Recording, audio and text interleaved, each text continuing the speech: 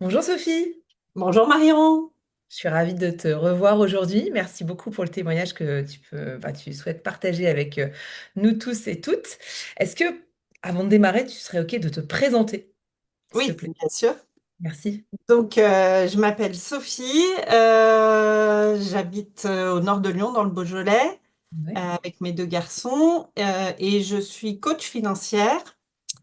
Je travaille à mon compte depuis presque toujours, depuis une bonne vingtaine d'années, et, Ouais. et j'ai pas toujours fait ce métier. J'ai eu une première carrière de traductrice, ce qui était un métier très différent.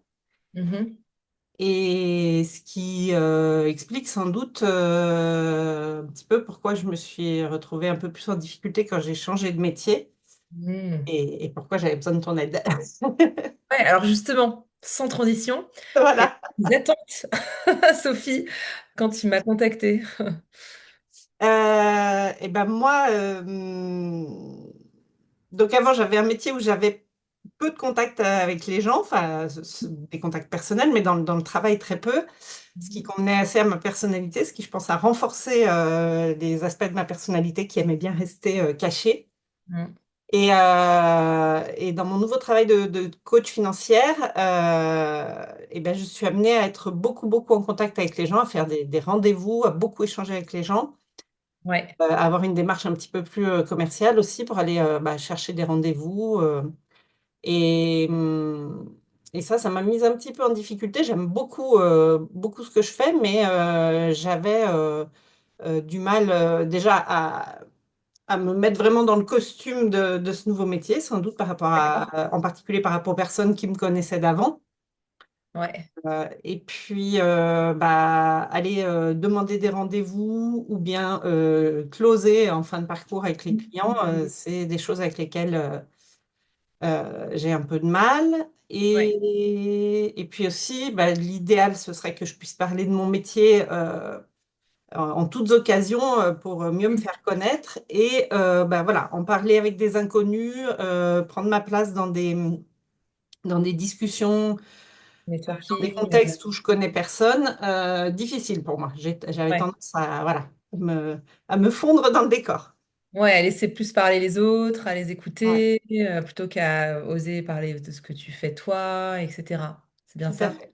Mm. Ouais. Et pour le coup, pourquoi tu as choisi de travailler avec moi alors? Qu'est-ce qui a fait, c'était quoi pour toi les éléments? Alors, la première raison, c'est que tu m'as été recommandée par quelqu'un en qui j'ai toute confiance. Mhm. Donc ça, Ouais, alors, évidemment, ça aide. Et puis, quand on s'est rencontrés lors du premier entretien de découverte, ouais. moi, le feeling est très bien passé tout de suite.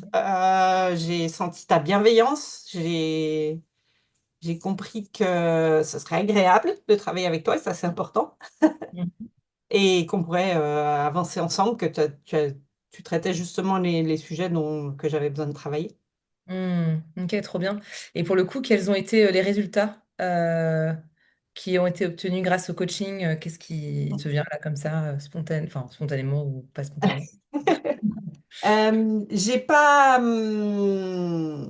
atteint tous mes objectifs, parce que d'abord, il y en avait beaucoup, mais j'ai progressé sur tous, je trouve. Je suis moins stressée avant d'aller en rendez-vous Mhm.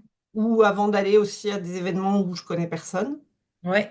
Donc, tu oses plus Euh, parler de toi, c'est ça? ouais, Ouais. je trouve que j'ai maintenant des outils, en fait, j'ai des tuyaux ou des petites routines qui me permettent de me recentrer Mhm.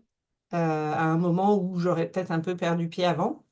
Ouais. Plus d'ancrage, ouais. Mm. Et puis, on a travaillé sur des choses très concrètes comme ma planification, mon organisation du temps, Mhm. la gestion des priorités. Euh, Ouais.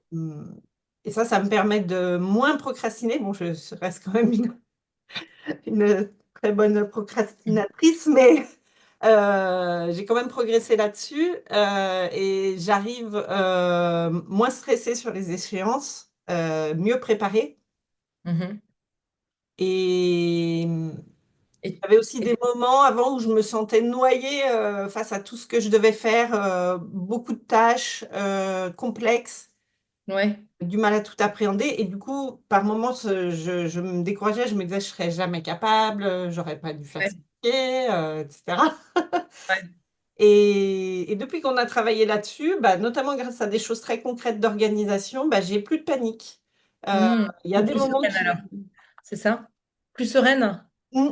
Ouais, Hmm. ouais, tout à fait. Il y a des moments où c'est, voilà, il y a beaucoup de choses, mais je me dis, OK, qu'est-ce qu'on a vu avec Marion? Qu'est-ce que je peux faire pour organiser? Et je vais y arriver. Hmm. Trop bien. Ok. Super. Donc plus de sérénité au niveau organisationnel, au niveau relationnel aussi, avec des Oui. personnes que tu connais moins, d'oser aller les rencontrer, de parler de ce que tu Alors fais.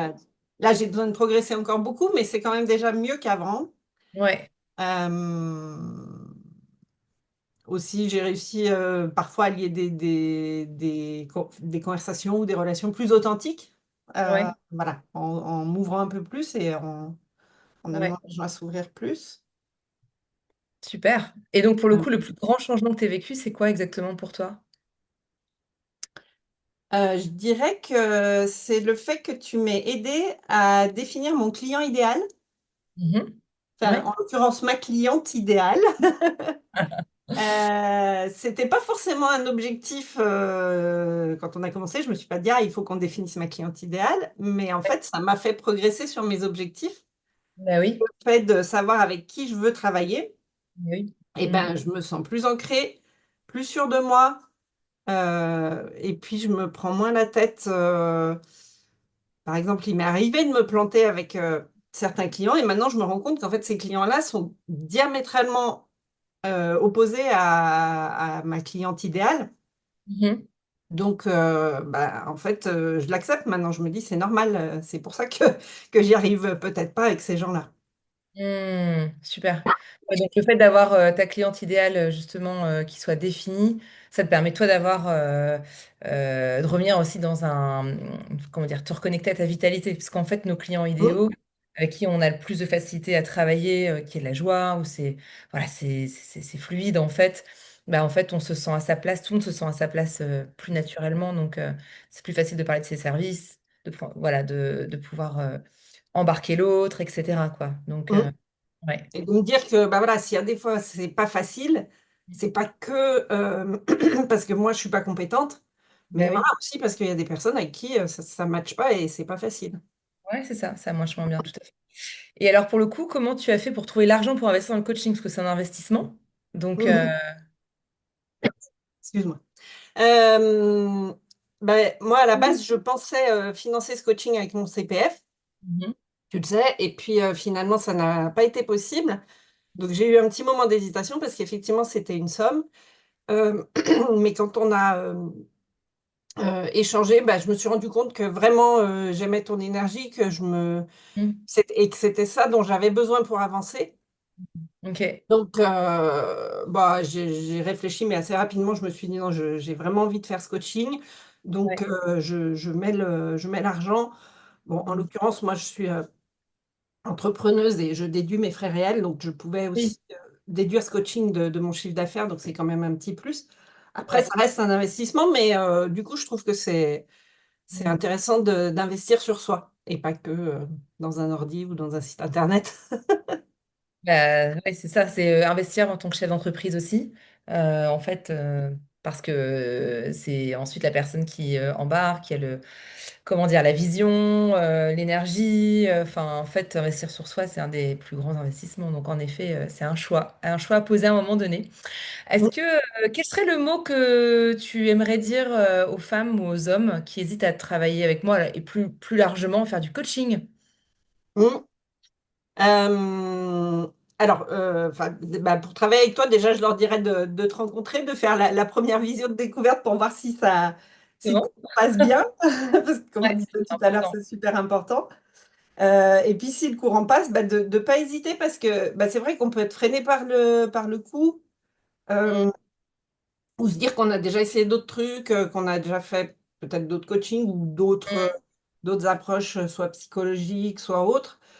mm, Et bah, je me dis il y a toujours une approche qui convient mieux à quelqu'un d'autre. C'est pas parce qu'on a essayé autre chose que ça marchera pas. Parfois, ouais. simplement de le faire avec une autre personne avec qui justement ça passe mieux.